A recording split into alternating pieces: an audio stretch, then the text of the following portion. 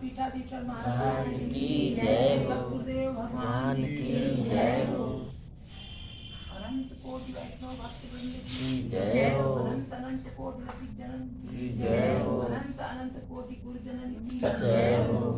श्रीमद् भागवत महापुराण की जय हो। श्री भक्तमाल की जय हो। ब्रजमंडल की जय हो। जय हो। जय हो।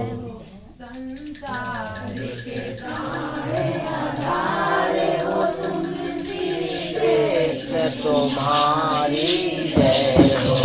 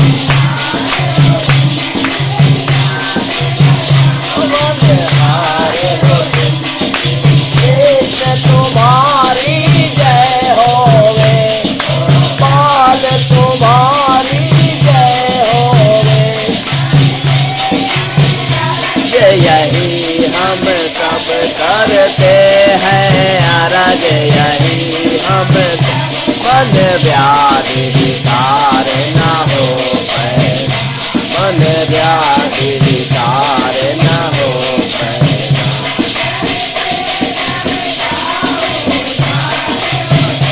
करते सब कायोद्धार हो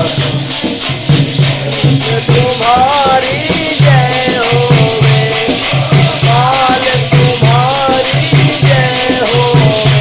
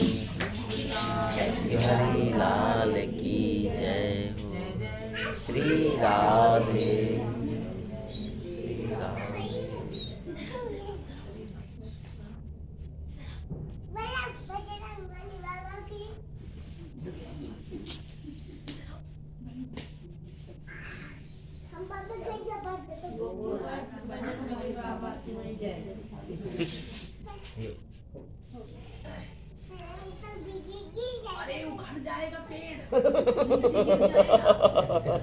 जमला अर्जुन है, उद्धार करते हो कि कहाँ भी अभी। जाऊँ ना मत काम बोलने ना।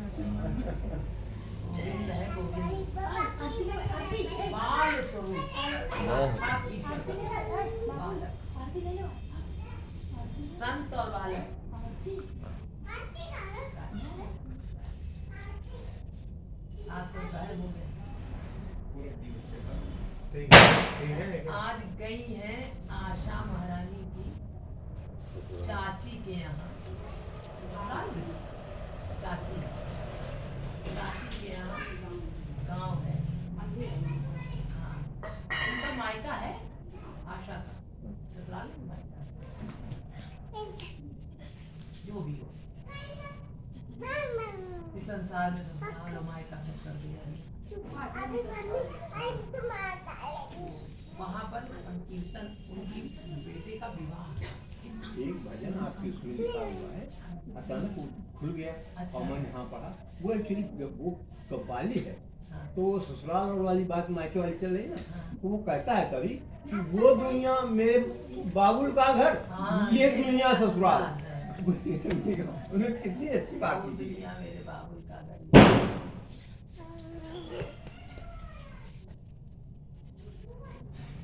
तो साल में कितना मेरे बाबू की याद हमेशा आती है। लागा चुनरी में दाग लागा लगाऊं, चुनरी। जाऊं कैसे घर जा, बाबुल घर जाऊं कैसे, इस तरह का कुछ लिखा है भजन। लागा चुनरी में दाग छुड़ाऊं कैसे, घर जाऊं कैसे, लागा चुनरी में दाग। मन्ना डे का गाया। बहुत अच्छा सुन। लागा चुनरी में दाग छुड़ाऊं कैसे, घर जाऊं कैसे, लागा चुनरी में लागा चुनरी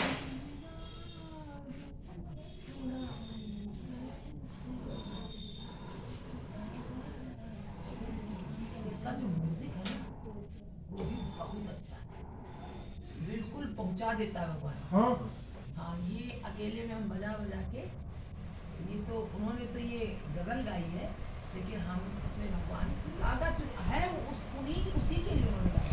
आत्मा ने चुनरी आत्मा के लिए गाया। आत्मा कहाँ है बाबा जी? हाँ ये आत्मा तो इसमें लिखा हुआ है। हाँ वो इस वाले में होगा, हाँ हाँ पीछे है वो। पीछे होगा। तो वो जो गाना अकेले बजा करके इसका जो धन ये बहुत अच्छी है। एक ये वाला दीदी वो जिसके 9-10 दरवाजे ना जाने कौन से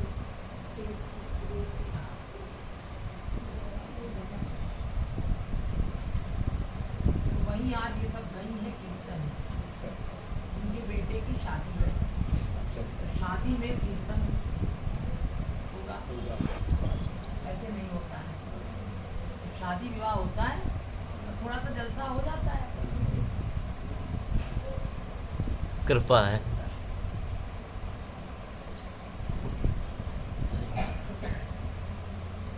कुछ लोग देख लें, कुछ हमारे यहाँ कुछ लोग आ जाए, हे कृष्ण। बच जाए।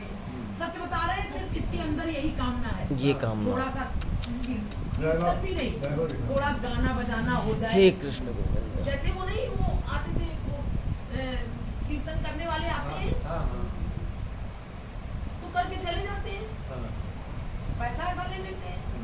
इसी तरह ही भजन। जो लोग कभी भजन करना ये सब करना नहीं, जब शादी विवाह जो लोग सदा कर रहे हैं, हाँ। वो शादी पढ़े विवाह कर रहा है, उसके पहले कर रहे हैं, उनकी तो बात अलग वो है। एक समान है। वो तो एक समान है। हाँ। उनका तो बल्कि ये सिद्धांत है कि हमारे यहाँ ये कार्य हो रहा है तो उससे पहले हम भगवान का कार्य करें। बहुत सुंदर। वो चीज तो अलग बात हो गई। हाँ। लेकिन जो कभी कर ही नहीं रहे हैं, 20 साल नहीं किया, हम 10-20 गए थे वहीं पे, यही इसकी वो थी, मंदिर की स्थापना थी। अच्छा हम गए थे, मंदिर ही में हो रहा है। हम गए थे आशा से, तब हमें लग रहा है कि 15-16 साल हो गए। 10 अरे राम राम राम, इतना टाइम हो गया। अब तब से अब भजन हुआ है, जब बच्चा बड़ा हो गया, जब विवाह होने लगा, हे कृष्ण गोविंद। ये कष्ट होता है।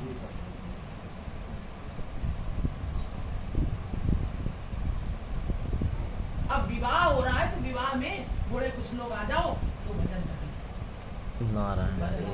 क्योंकि मंदिर में भी नए नए कपड़े पहनाए गए हैं, सब किया गया है, तो थोड़ा भजन भी हो जाएगा। 4-6 लोग आ जाएंगे, भजन करके चले जाएंगे। भगवान भी फिर उसी हिसाब से देते भी हैं। लो थोड़ा दे रहे हो, थोड़ा ले लो। ये स्थिति है इस जगत में भगवान से। ये दिखाने वाले को कोई मतलब ही नहीं होता है। है? वो भक्ति थोड़ी ना है? अरे वो भक्ति थोड़ी ना है। उसमें कोई फल भी नहीं है। फल से कोई मतलब ही नहीं है, हाँ वही चीज फल से तो किसी में मतलब नहीं। लेकिन ये जो स्थिति है, हम इसलिए इसको बयां करते हैं कि इस स्थिति में मत फंसे रहना, खोल कर बताते हैं हम ये बात। ये भक्ति नहीं है। यहाँ तक कि अभी आपने कल देखा सुना, इसमें वर्णन था कि जो लोग अन्य देवताओं का भी भजन करते हैं, अपनी इच्छा की पूर्ति के लिए मांगते हैं भगवान, हाँ। वो भी अभक्ति की श्रेणी में। वो अभक्त की श्रेणी में, भक्त सही- नहीं है, सही वो बात। देवताओं से मांगते हैं। बिल्कुल अपने कहीं भोग की मांग रहे हैं, कहीं पुत्र के लिए मांग रहे हैं, कहीं धन दौलत के लिए मांग रहे हैं, कहीं कहीं सब सुरक्षित बने रहे।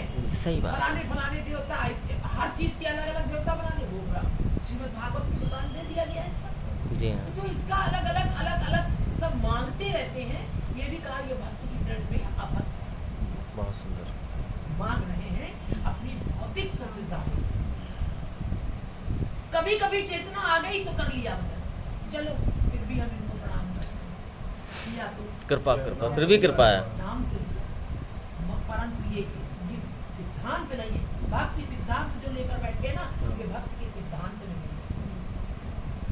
सिद्धांत तो ये है कि नित्य और निरंतर हर सांस में और हर कार्य में भगवान का चिंतन किया जाए। उसमें जो हमारे कार्य होते चल रहे हैं, तो जो ऐसी स्थिति वाला जो अपने विवाह इत्यादि जो गृहस्थ है, वो इसमें भजन करता है, तो वो तो करेगा ही करेगा।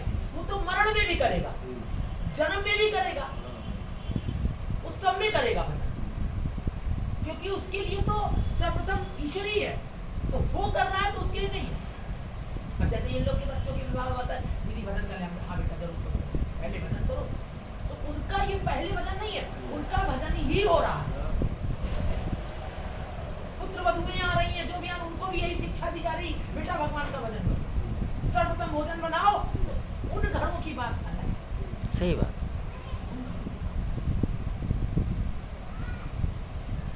लेकिन ये स्थिति जो है, बहुत गंभीर स्थिति है, बहुत दयनीय दशा। इसलिए जब हमको पता चलता है कि ऐसी जगह भजन हो रहा है, तो वो भी दया आती है। लगता है कि ये सब कार्य कर ले, इसके बाद इनके पास जाकर के अब क्या करना, अब फिर फंस गए उसी भौतिकता में। बंद हो गया भजन। बंद हो गया। एक ही दिन का। एक ही दिन का था। क्यों ऐसा करते? हमने कहा ना, जी लो, मनुष्य जीवन मिला है, भगवान का भजन करके जीने के लिए मिला है भैया। सही बात है, दुर्लभ है ये सब मिल रहा दुर्लभ है। एक एक सांस इतनी मीठा जीवन जियो, बहुत सुंदर है जीवन। यहाँ के धन दौलत रुपया पैसा स्त्री पुत्र आदि के उससे इसका मिलान मत करो कि हमें रोटी मिल रही है कि नहीं मिल रही है, तुलना ही हम नहीं। भूखे हैं कि हम भूसा चबा रहे हैं, सत्य। कि हमारे घर में कोई मर रहा है कि जी रहा है। इससे मिलान मत करो। ये जगत है, ये नश्वर है, ये क्षण भंगुर है, ये तो सब जाएगा ही। यहाँ के सुख और दुखों से भक्ति का अवलोकन मत करो। मतलब ही नहीं है। कोई मतलब नहीं है, कोई मतलब नहीं है। भक्ति अलौकिक है। भक्त अलौकिक और है, ये सब लौकिक ये है। लौकिक है बेटा, इससे इसका कोई लेना देना नहीं है। लेकिन लोग इसी से तारतम्य में मिला करके इसी से तारतम्य में मिलाते हैं। सही बात। आज चित्त दुखी है भौतिक स्थितियों से थोड़ा, तो भजन में भी कमी आ गई। आज चित्त बड़ा उच्छृंखल है, तो या तो भूल जाते हैं, फिर थोड़ा उस समय भजन करते हैं। ये चित्त हमारा जो है वो भौतिक स्थितियों में रमण करते हुए भजन करता है, ऊपर नीचे होता है। जबकि ये सांसारिक स्थितियां ऊपर नीचे होती रहे, झंझावत आते रहे, इससे आपको कोई लेना देना नहीं। आपका लक्ष्य आपकी ओर ऐसी घर में जन्म और मृत्यु, पारिवारिक जीवन की बता रहे भजन। जन्म और मृत्यु तो सत्य है, रोग निरोगी काया सत्य है, रोगी भी होगी निरोगी भी है, सब कुछ होगी। लेकिन जन्म और मरण में भगवान को भूल जाते हैं। मरण में भी भूल जाते हैं, जन्म में भी भूल जाते हैं। उठा के पहुंचा देते हैं भगवान को, कहीं ले जाओ हमारे गोविंद जी, ले जाओ भजन कर लेना, खिला देना इनको, सेवा में वो नहीं किएगा। नहीं, भजन करने में कोई मना नहीं, सेवा करने में मना नहीं ये है। उत्तम वैष्णव है। राधा रानी और उनकी पूजा कर सकते, भोग लगा सकते। अब लड़का को नहीं करते, उसी प्रकार उनका भी करो। अरे वो तो हमारे हाँ, कैसे वो तो अपने है, ये है, उनको तो करना ही पड़ेगा। लेकिन ये सब कर्मकांड में किया गया है हाँ। तो ये उन लोगों के लिए। लेकिन आप अगर भगवान से भजन तो आप भी वही करने लगते हैं। हाँ। ये श्रेणियां अलग अलग है। इसका मतलब आप भजन नहीं कर रहे। मृत्यु और जन्म ही तो सत्य है।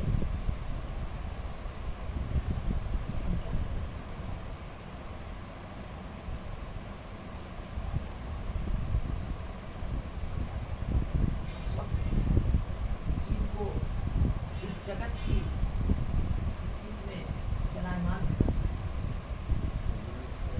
लेकिन राधा माधव मंदिर में वो हो गया। राधा माधव मंदिर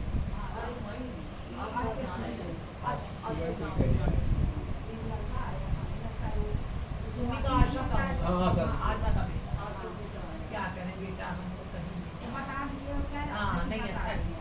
सूचना मिली थी तो बताया। हम स्वीकार करते हैं भगवान, हम आत्मा से वहाँ हम पहुँच जाते सब क्या राधी तो सब सच।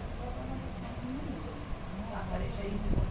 अब इस समय भी ये गंगा जी जाते हैं इसलिए हमको लेट हो जाते हैं। वहाँ से आते हैं 7 बज जाता है, फिर 8 बजे हम लोग ऊपर जाते हैं, वहाँ घंटा 1.5 घंटा लगता है। वहाँ से आते हैं, तब फिर हम कहीं नीचे का शुरू कर पाते हैं। इसलिए हमको लेट हो जाता है। ये पूर्णिमा तक ऐसे ही चलेगा। उसके बाद ये कि अपना जल्दी कर देगा। 3 बजे हैं? 3 बजे वहाँ पे वृषभृतावन विहारी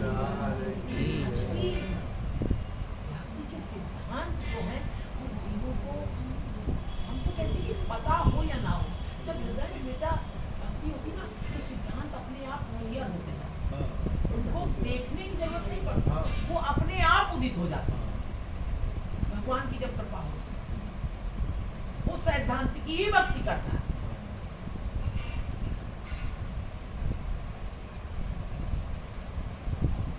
कह रहे अयोग्य शिष्य न बनाना, अधिक मंदिर न बनाना या अधिक पुस्तकें न पढ़ना। अयोग्य शिष्य न बनाना, सुनते ही नहीं। कुछ उनको बताया जाता, 20 साल बताया जाता, वो अपने ही मन का कर रहे हैं। अयोग्य शिष्य न बनाना, अधिक मंदिर न बनाना या अधिक पुस्तकें न पढ़ना। इसका नीचे दे रहे हैं अन्य आदेश यह है कि भले ही किसी व्यक्ति के अनेक शिष्य हों, किंतु ऐसा कुछ न किया जाए कि यदि उनमें से कोई शिष्य उसके लिए कोई कार्य कर दे तो वो उस शिष्य का अनुग्रहित हो। अनेक शिष्य हैं और उनमें से उनके लिए कुछ कर दिया तो वो अनुग्रहित होना पड़ेगा आपको। ऐसा नहीं होना। ऐसा नहीं होना चाहिए। बंधन में नहीं बनना चाहिए कि आपने हमारे लिए बहुत बड़ा एक बंगला खड़ा कर दिया, अब हाथ जोड़े हम आपके साथ। हाँ अरे भाई ये फलाने शिष्य ने हमारा बनाया है। काहे को बनवाया तुमने? कर दिया और सब हुआ है, वैसे हुआ सब बराबर होना चाहिए। वो तो भगवान की प्रभु कृपा से अरे जो भगवान की कृपा होती है वो थोड़ी आ सकती है। नहीं तो बंगला बनवाया ही क्यों? तुम्हें बंगले में रहने की क्या आवश्यकता? जो तुम्हारे पास है जो उसी में जीवन जियो अपना। कह रहे हैं कि इसी तरह मनुष्य न तो नए नए मंदिर बनवाने में उत्साह दिखाए। आजकल जैसे मंदिर और मठ नए नए बन रहे हैं बड़े आनंद से, अब ये कहाँ से आ रहा है? इतने कथावाचक जो भी हैं उनके पास कहाँ से आ रहा है? ये जो आपके जो श्रद्धालु हैं, श्रद्धा है जिनको, धनाढ़ लोग, वो बेचारे सब अपना धन दे रहे हैं। इसी तरह मनुष्य ना तो नए नए मंदिर बनवाने में उत्साह दिखाए और ना ही तरह तरह की पुस्तक पढ़ने में उत्साह दिखाए। तरह तरह की पुस्तकें जिनमें ना कोई सिद्धांत है ना कुछ है, पता नहीं कहाँ से आ गई कहाँ से क्या है, बस पढ़ने लगे। मनुष्य केवल ऐसी पुस्तकें पढ़े जो भक्ति को आगे बढ़ाने वाली हो, भक्ति को बढ़ाने वाली।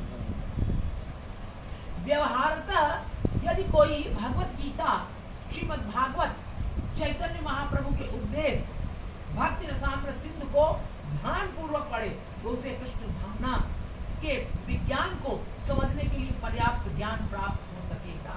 श्रीमद् भागवत पढ़े, श्रीमद् भगवत गीता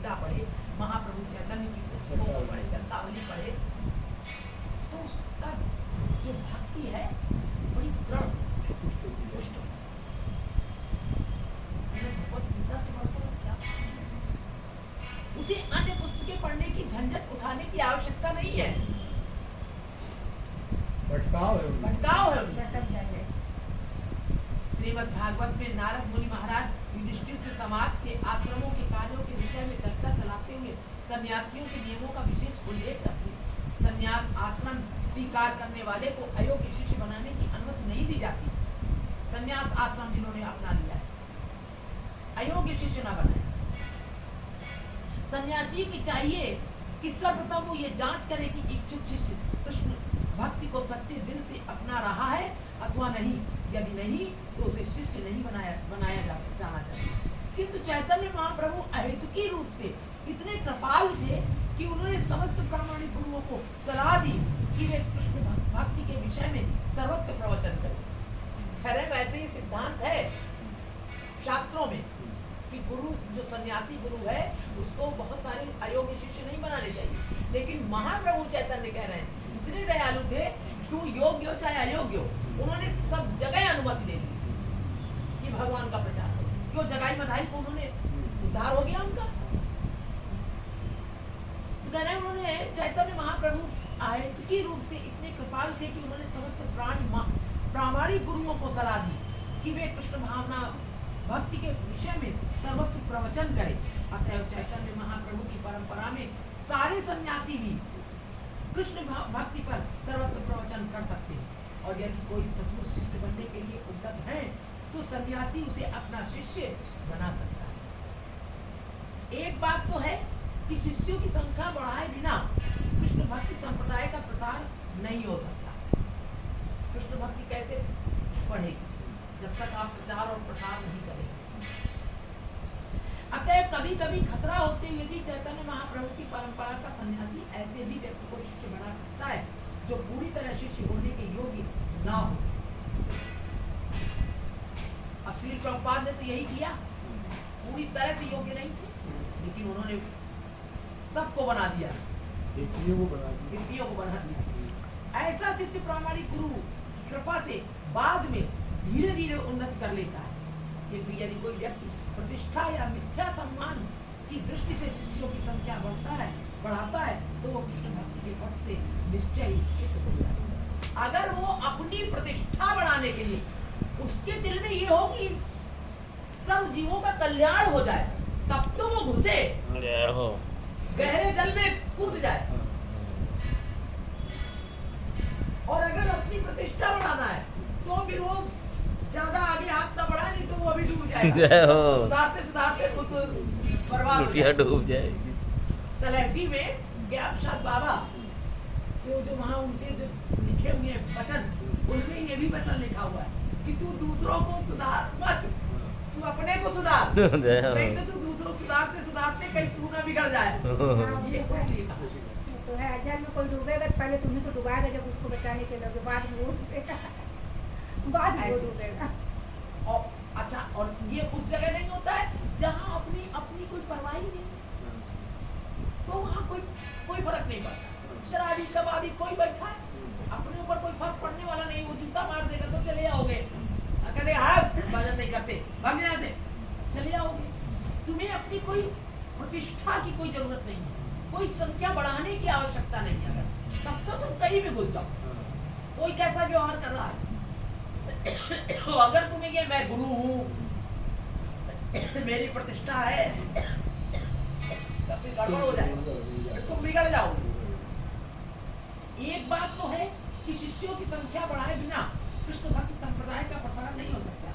अतः कभी कभी खतरा होते हुए चैतन्य महाप्रभु की परंपरा का सन्यासी ऐसे व्यक्ति को शिष्य बना सकता है जो पूरी तरह शिष्य होने के योग्य ना हो। ऐसा शिष्य प्रामाणिक गुरु की कृपा से बाद में धीरे धीरे उन्नति कर लेता है। किंतु यदि कोई व्यक्ति प्रतिष्ठा या मिथ्या सम्मान की दृष्टि से शिष्यों की संख्या बढ़ाता है, अगर कि हमारा बड़ा प्रचार हो जाए, हमारे इतने शिष्य, हमारा बड़ा भारी मंडल है, इस समय भी करते ही लोग हजारों की तादाद पे देखो हमारे अनुयायी हैं, बहुत बड़े, उन्हीं को कहते हैं बहुत बड़े संत हैं, तो वह कृष्ण भावना अमृत के पथ से निश्चय वो काम नहीं चित्त कर रहा। नहीं, तार इसी खराब है, प्रकार तार बनने के लिए गए। प्रामाणिक गुरु को अपनी विद्वता प्रकट करने या जगह जगह जाकर व्याख्यान देने की लोकप्रियता प्राप्त करने की दृष्टि से अनेकानेक पुस्तकें पढ़ने की आवश्यकता नहीं है कि हम जगह जगह जाएं और जगह जगह प्रवचन करें। तो वो प्रवचन करने के लिए हम खूब सारी पुस्तकें पढ़ें तरह तरह की, ये आवश्यकता नहीं। जो चित्त में हो, जो प्रैक्टिकल है, प्रैक्टिकल होता है, वो अपने आप उससे शब्द ब्रह्म निकल। इसलिए पुस्तकें मत पढ़िए, वहां ये बोलना है, वहां ये प्रवचन करना है। थोकी हुई बात मत बताइए, हाँ, आपकी अंतर की बात जो अंतर है की बात। वही प्रभावशाली हो। वो प्रभावशाली होगी। ये नहीं कि आपने पहले से तैयार कर लिया। हाँ, एक पहले से वो भी तैयार किया जाता है, लाओ अच्छी अच्छी चीजें, कुछ हमें गूढ़ रहस्य हैं, कुछ हम भक्तों को बताना चाहते हैं, वो चीज अलग है। लेकिन एक प्रतिष्ठा के लिए हाँ, अपनी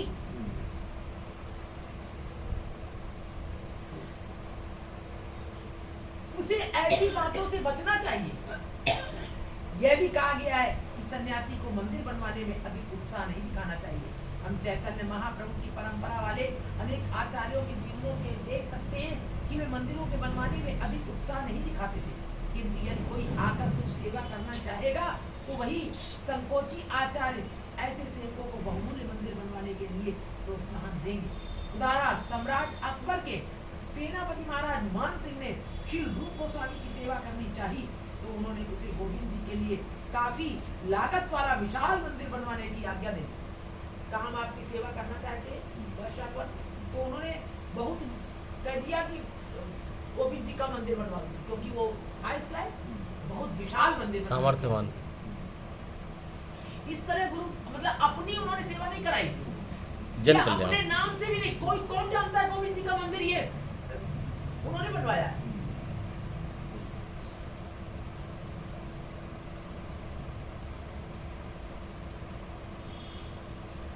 श्री रूप गोस्वामी के कहने से बनवाया था। अब तो ये है कि जो बनवाने वाला है उसका तो कोई नाम ही नहीं है। इतना धन दे रहे हैं, उनका कोई नाम नहीं है। किसका है? फलाने आचार्य गुरु का है, ये फलाने गुरु का है। ये गलत।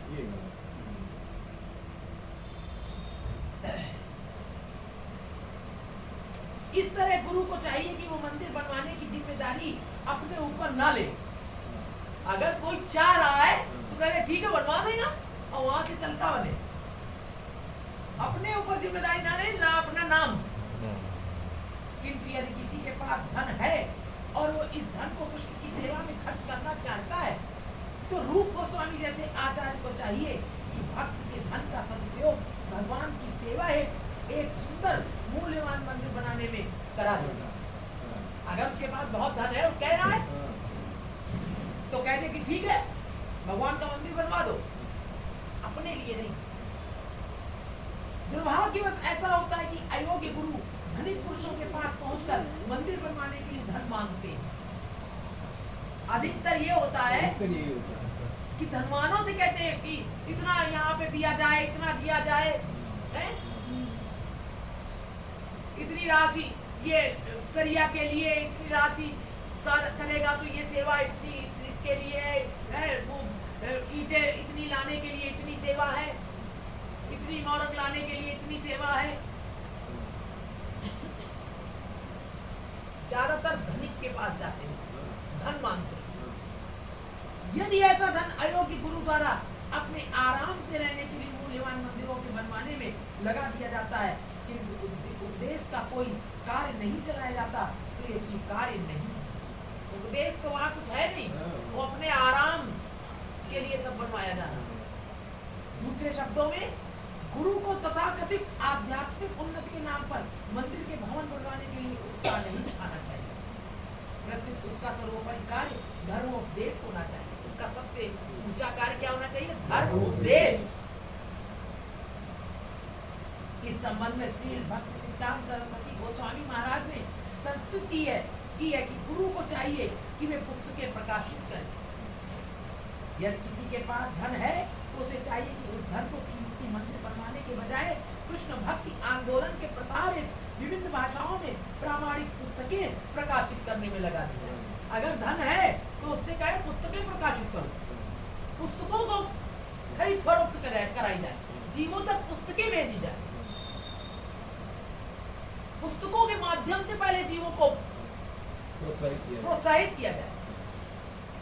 इतनी इतनी पुस्तकें ले लेके ढेर ढेर आते थे, सबसे पहले तो पुस्तकें ही दी गई यहाँ। तब कृष्ण भक्ति, आज इतने जीव हैं, कृष्ण भक्ति का बीज तो अंकुर हो चुका। इतना आनंद आता है देख करके कि इन सब के अंदर कृष्ण भक्ति बीज पड़ गया। कृष्ण भगवान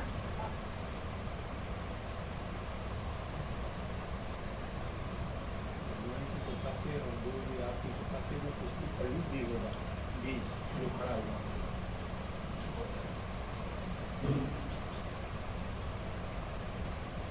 सामान्य व्यवहार में स्पष्टवादिता एवं हानि लाभ में संभाव। पद्म पुराण में एक कथन है, जो लोग कृष्ण भावना में लगे हुए हैं उन्हें भौतिक लाभ या हानि से कभी विचलित नहीं होना चाहिए। अभी के पहले भौतिक लाभ और हानि, इस जगत का लाभ और हानि, इन्हीं से चित्त चलायमान हो जाता है जीव का। कभी ऊपर होता है चित्त, कभी नीचे होता है। ये चेतना ऊपर नीचे होती रहती है परिस्थिति बस। तो कह रहे हैं जो कृष्ण भक्ति में लगे हुए हैं उन्हें भौतिक लाभ या भौतिक हानि से कभी विचलित नहीं होना चाहिए। ये हो रहा है, ये होने दो। यदि किसी को कुछ भौतिक हानि हो भी जाए तो उसे विचलित होना नहीं चाहिए। आप कुछ अपने अंतःकाल में सदैव कृष्ण का चिंतन करते रहे। तात्पर्य है कि हर बद्ध जीव सदैव भौतिकवादी कार्यों के चिंतन में तल्लीन रहता है। इसलिए भौतिकवादी ये जो जगत है इसमें हर व्यक्ति लगा कुछ ना कुछ हो रहा है तो उससे लग करके उसका चित्त चंचल हो ही जाता है। उसे ऐसे विचारों से मुक्त होकर पूर्णतया कृष्ण भक्ति में संलग्न होना चाहिए। जैसा कि हम पहले ही बता चुके हैं, कृष्ण भक्ति का मूल सिद्धांत है कृष्ण का सदैव चिंतन। कृष्ण भक्ति है अगर आपके पास, बीज अंकुरित हो गया है, तो क्या करेंगे? सदा किसका चिंतन? ना कि अपनी परिस्थितियों का चिंतन।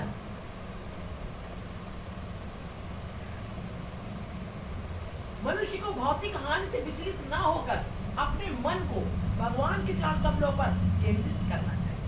भौतिक हानि अगर हो भी रही है, धन लाभ नहीं हो रहा है, घर में बहुत दिक्कतें हो रही हैं,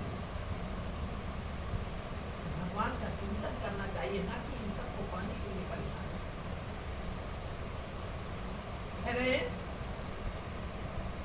कि मनुष्य को भौतिक हानि से विचलित ना होकर, अगर हानि हुई है तो उससे विचलित ना हो, मन को भगवान के चरण कमलों पर केंद्रित करना चाहिए। भक्त को शोक या मोह के वश में नहीं होना चाहिए कि वो शोक और मोह के वश में हो जाए। पद्म पुराण में कथन है, जो मनुष्य शोक या क्रोध से अभिभूत होता है उसके हृदय में कृष्ण के प्रकट होने की कोई संभावना नहीं है। बोलो गोविंद। जिसके हृदय में क्रोध अलौकिक चीज नहीं प्राप्त, क्योंकि उसको संकट आया, उसके चित्त में अगर कृष्ण होते तो ये स्थिति ना आती, रोता ही गाता नहीं।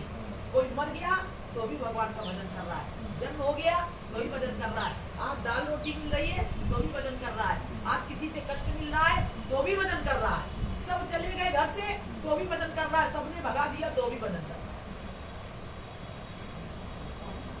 ऐसे है? ऐसा होता कहाँ? नहीं होता। मुश्किल हो जाता है, होता है, बहुत है। आपके पास ही बैठे हुए हैं बहुत से लोग, आसानी से थोड़ी ना हैं? वही कह रहे भजन करते हैं, होता है, लेकिन वो भगवान के पास भगवान की कृपा होती है। जिनकी भक्ति दृढ़ हो जाती है,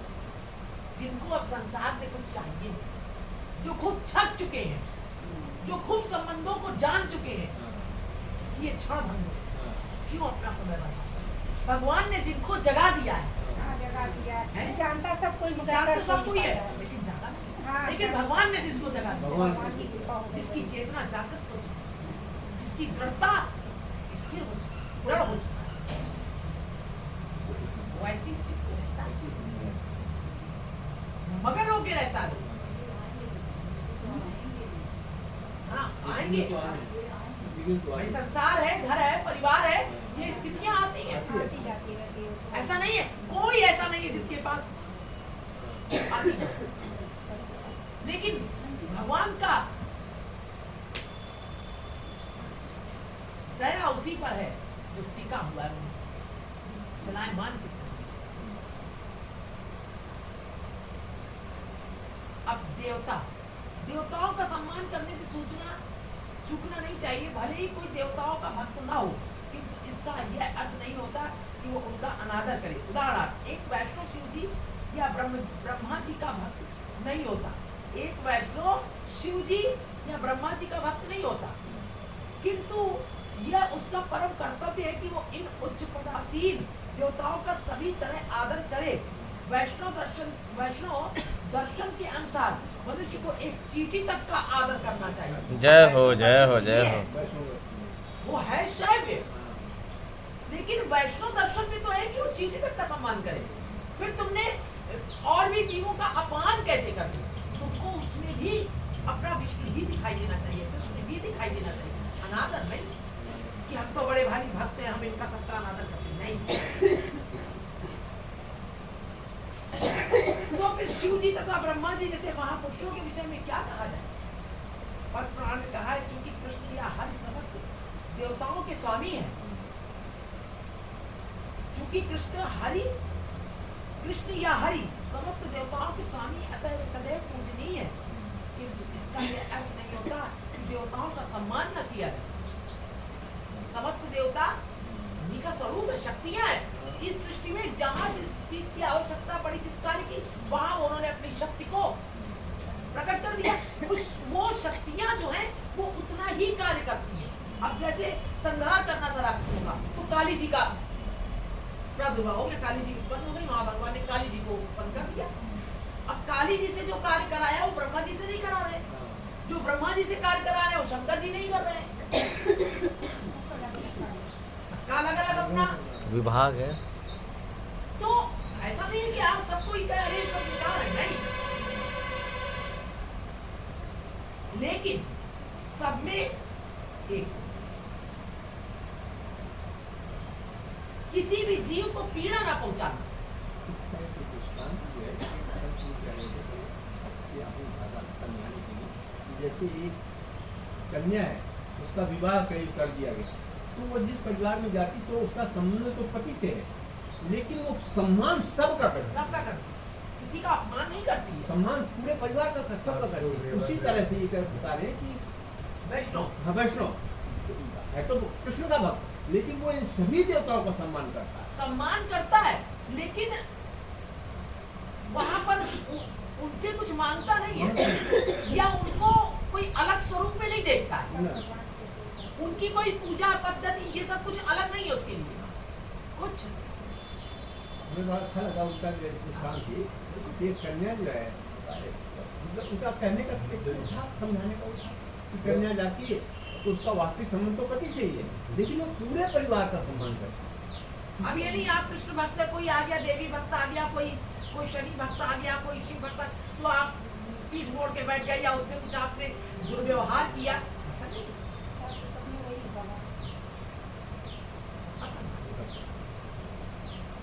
ये महाभारत का कथन है, जो व्यक्ति किसी भी जीव को नहीं सताता या उसके मन को पीड़ा नहीं पहुंचाता, जो सबों के साथ स्नेही पितृवत आचरण करता है, और जिसका हृदय अति विशुद्ध रहता है, पिता की तरह सबका पितृवत आचरण करता है, और जिसका हृदय अति विशुद्ध रहता है, वो निश्चित रूप से शीघ्र ही भगवान का कृपा भाजन बनता है।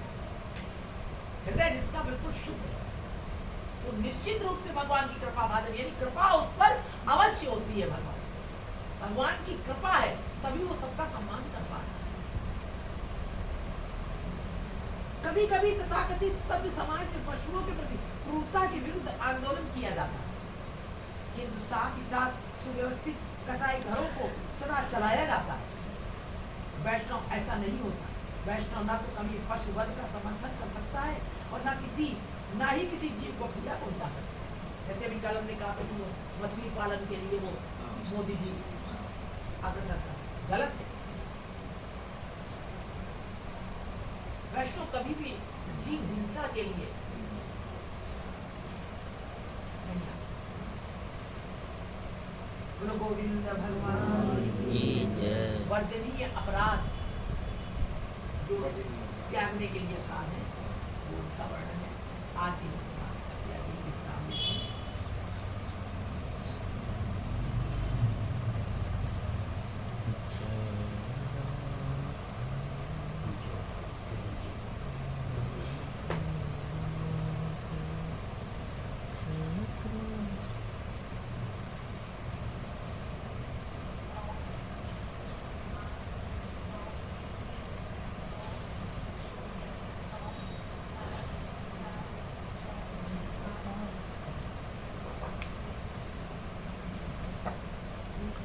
ऐसे दे दीजिए और सुबह आप आपस में ले लेंगे, दो चांटे अंदर ले ऐसे दे दो आसपास। ये लो उधर दे। जय हो जय रुचि वृंदावन वन बिहारी लाल की जय हो। साधु ने सो पंगति सो इन साधु ने सो पंगति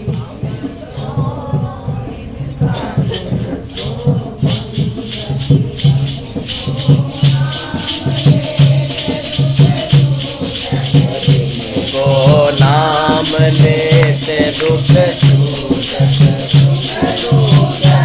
इन संगति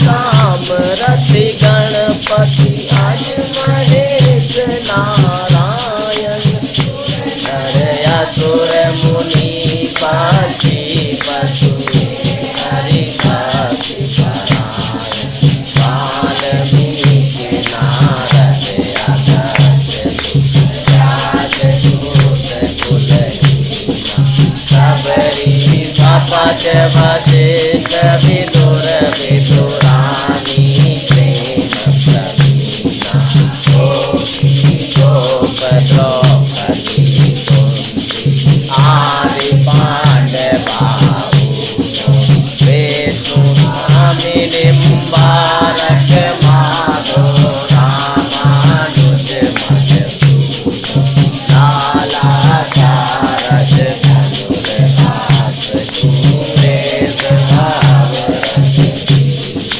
ज्ञान देव गुरुदेव त्रिलोचन धर को पद्मावती चरण को धारण कवि जय देव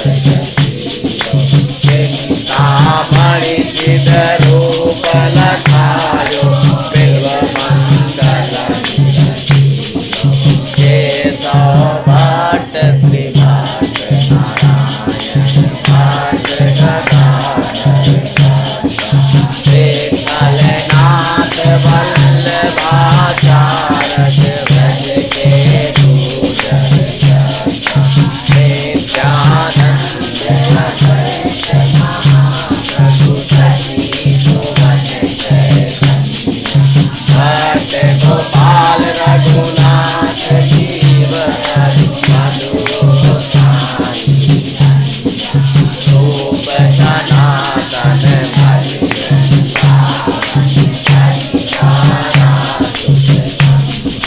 व्यास दास हरिवंश गोसाई दिन दुलराई श्री स्वामी हरिदास हमारे विपुल बिहारी नागरी नवल माधुरी वल्लभ गीत बिहार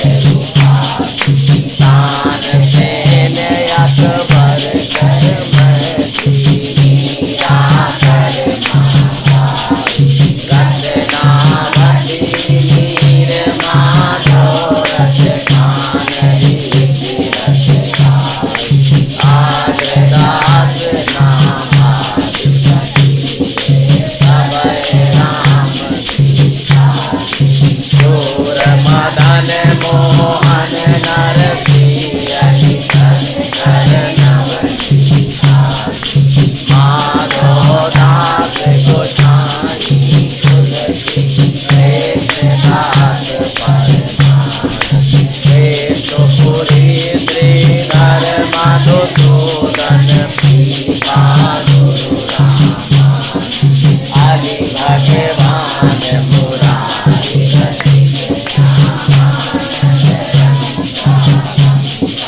रामदास श्रीधर निज कीर्तन ब्राह्मण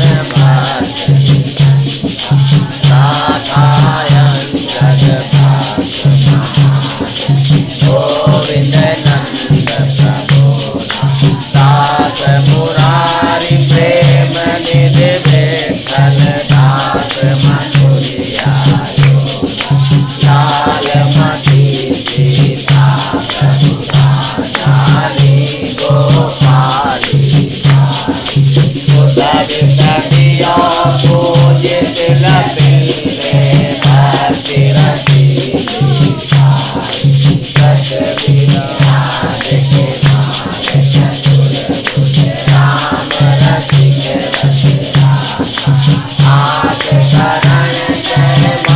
मधुकर द्रप हरि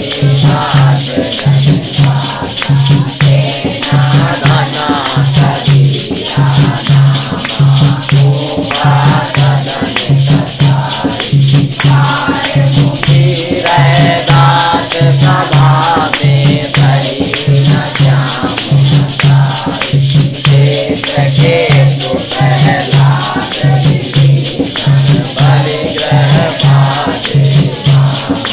जामवंत हनुमंत गीत गुहटिए राम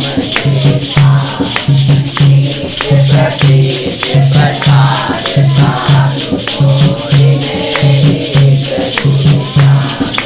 साधु ऐश्वर्य मर जाद वेद कीन के हाथ भूत भविष्य लोक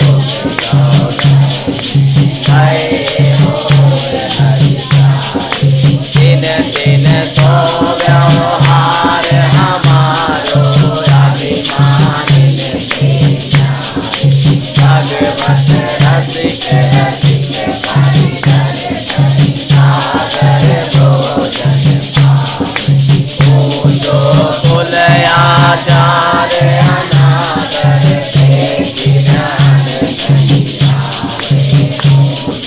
कुल आचार अनादर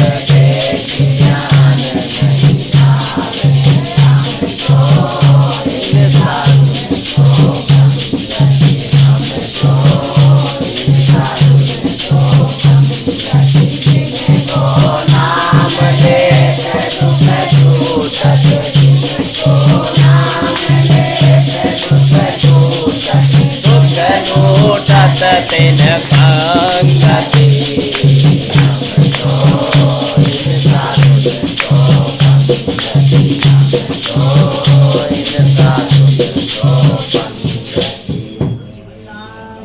हरि लाल की जय हो। श्री राधे।